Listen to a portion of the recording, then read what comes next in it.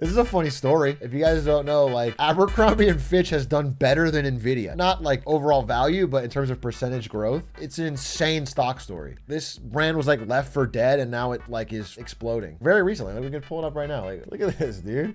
Abercrombie and Fitch, bro. It just like hit. My understanding is that it's popular. Abercrombie faced rising fast fashion competition and mounting lawsuits over discrimination. And the CEO who built the company's exclusive image. I remember him from that doc. This dude's weird. This dude is weird. He was like so obsessed with looks. And, you know, for someone who looks the way he does, you'd think he'd be less judgmental. Here's the case study on how Abercrombie went against industry standards, abandoned its teenage consumer, and aged up. Interesting. First, the company had to distance. So millennials grew up with it, and then they found the millennials again now that they have money.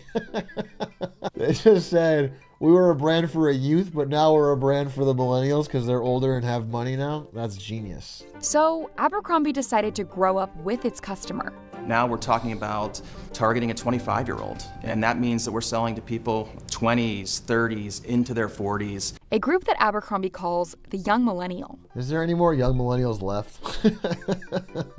Youngest millennial's like 30, bro. I mean, I don't think 30 is old. I don't. I think you have to be in 20s to be straight up young. I think young stops at 24, bro. 24 is like the oldest you could be to be straight up full on young. If you're 25, I don't think you're old. I think it's, but you're an adult, right? Abercrombie says it reinvested in better buttons, zippers, and softer fabrics. But the specifics about its fabrics are proprietary information. Sure. I can't imagine they went insane on the quality. Maybe they got better buttons or whatever, but I actually read some more stuff about fast fashion recently. This is a spoiler for Marketing Monday that I haven't done yet. I'll tell you more about it when we do it. You guys know the luxury brand Dior or Armani suits? You know, they're supposed to be made in Italy. They're a fancy Italian high-end luxury brand. They're owned by France, but they had a factory that was actually subcontracting to a different factory, which was subcontracting to a different factory, which was all Chinese below minimum wage labor and made with the lowest quality materials, that was then selling it back up the chain to sell as a Dior bag. And the Dior bag cost 2,700 pounds, or euros, I'm sorry, 2,700 euros. And the police raided it because this is a lie. They were lying about where it was made. So the police raided the factory, got to the bottom of it, found the purchase orders, and they found what it actually cost to make, which was like 47 euros, like all throughout the chain.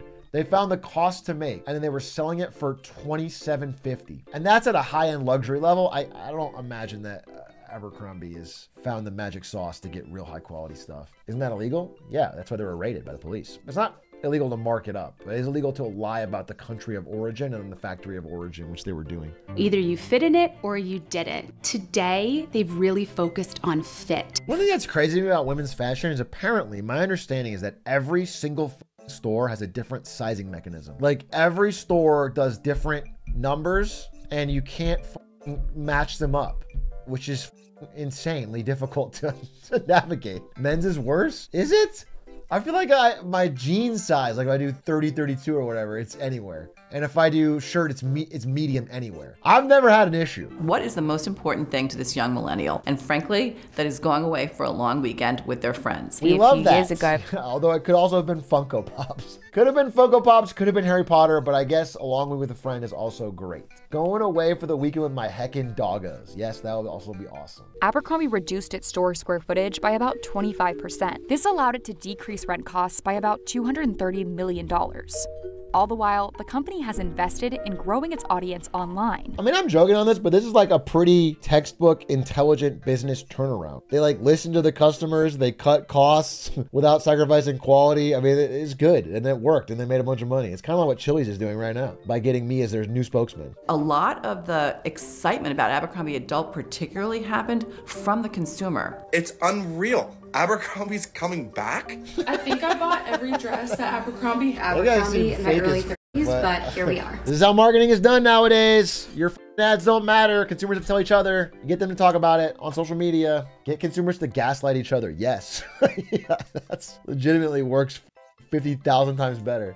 we have seen their stock have this insane rally. It was even growing faster than Nvidia, and this is in the year of AI. Yeah, but I bet Abercrombie and Fitch never made a H100 GPU for a few $100s and sold it for $50,000. So zip it. Given that millennial women spent more on apparel for themselves last year than any other generation. Sheesh. It is longer. Women be shopping, specifically millennial women. Millennial women be shopping is now a fact. I wonder if this applies to men. Men's apparel spend by generation. This has youngest millennials at 28. This is definitely including zillennials then, which I guess is fine. What's a zillennial? It's like the in-betweener generation. If you're born in like 99, 2000, they just love to go online and talk about how they don't fit anywhere. I don't really like TikTok that much, but I don't love Harry Potter either. I don't fit. Nobody really understands me. I just love How to Train Your Dragon. I love the Nintendo DS. I get it, but I don't think they're pure millennials. They don't like Harry Potter enough. They don't like Harry Potter enough, and they don't like doggos. They cannot include it in the club, all right? I'm 95. Can I be Gen Z? Bro, you're a millennial. You're 90. You were born in 95. They're not gonna take you, bro. You're born in 95. Bro, you're basically 30, unk. What am I at 2003? 2003, you're a classic Gen Z. 2003, you're 21. You're trying to figure a life out. You can't find a great paying career type job, and you don't know where you're gonna get a house. You're Gen Z classic. You're Gen Z classic, bro. When is the Gen Z to Gen Alpha? 2010? They're like 14 now. 2009 to 14 area. Gen Z to Alpha. I don't even know what you call that. The middle ground. They're like, I like Roblox, but I don't really love Bluey. They had an iPad, but like not right away. Yeah, exactly, dude. They had an iPad, but like they played Fruit Ninja, so it was a little cooler. No, I get you. That's based. Gen Z famously think millennials are very uncool. Millennials are a big fan of Abercrombie right now, so... Wait, Gen Z, you think millennials are uncool? When did this happen? I thought you looked up to us like some sort of icons and heroes. You mean to tell me you guys don't think that loving Harry Potter is cool? Don't talk to me before I have my coffee, unk, shut up. You're telling me that if I were to decorate my house with a live, laugh, love, you wouldn't think that's cool? Yeah, when fashion is so decided by what's doing well on social media, and if all the millennials are loving Abercrombie, it's going to become a unliked brand very quickly. That's future Abercrombie's problem? True. Facts. You gotta do what you gotta do. They made money. They turned it around. I'm glad I watched it. That was interesting. I learned more than I thought I would about Abercrombie's turnaround. What are some other brands I can buy purely for millennial nostalgia? What is a millennial nostalgia brand? Was PacSun still around? I used to shop at PacSun and all the skater brands, dude. DC, PacSun, American Eagle, not Journeys. What am I thinking of, bro? Someone's gonna say it, dude. Not Zoo York, not PacSun, not Echoes, not Hollister. It had shoes. It was Tilly's. Yes, we get there. I bought a lot. This is like everything I wore. I had so many skate shirts from Tilly's, bro. I was stylish as hell. I think I got my first flannel at a Tilly's. Brings a tear to my eye just thinking about it. Chili's and Tilly's, my big two. Tilly's son or Abercrombie daughter. Tough. I was a poser too. I mean, I had a longboard. I couldn't necessarily use a skateboard or do any tricks, but I had a longboard to get around. So let's not rule me out.